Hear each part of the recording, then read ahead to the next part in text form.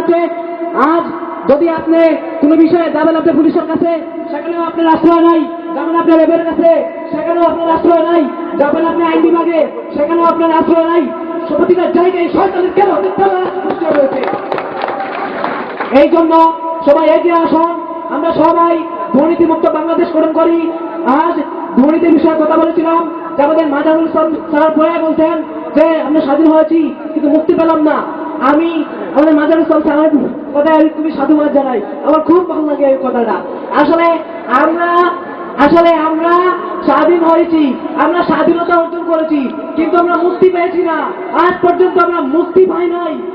আজ যদি আপনি তাকান ভার্সিটির দিকে, সেখানে টাকা আছে, আপনি ভার্সিটিতে চান্স পাবেন।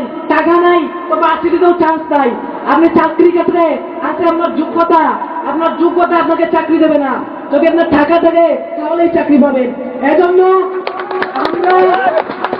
আমরা শিক্ষিত হচ্ছি, আমরা আদর্শ সমাজ করব, আমরা দুর্নীতিমুক্ত বাংলাদেশ করব, আমরা একটি প্রকৃত স্বাধীন রাষ্ট্রের জন্ম দেব।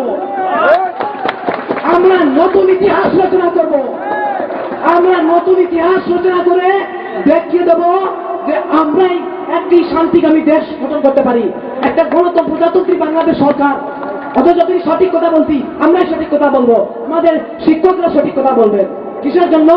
যে কলেজ ইউনিভার্সিটিগুলোতে কলেজগুলোতে আমরা লেখাপড়া করি সত্য কথা বলার জন্য, কিন্তু আমরা সত্য কথা বলতে পারি না, কারণ সরকার তো আমাদের সত্য কথা বলার জন্য হয়ে রাখায়। আমরা সরকারের পক্ষ মনে করি না, আমরা শিক্ষক ছাত্ররা আমরা সবসময় সত্যের পক্ষে কথা বলবো।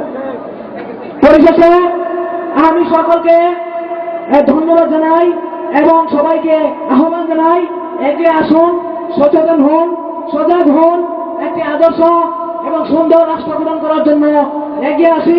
আমরা সবাই একটি আদর্শ রাষ্ট্র নির্মাণ করি এবং সবাইকে মহান বিজয় দিবসের স্বাধীনতা অভিনন্দন জ্ঞাপন করে আমার বক্তব্য এখানেই শেষ করছি। ধন্যবাদ সবাইকে, ধন্যবাদ।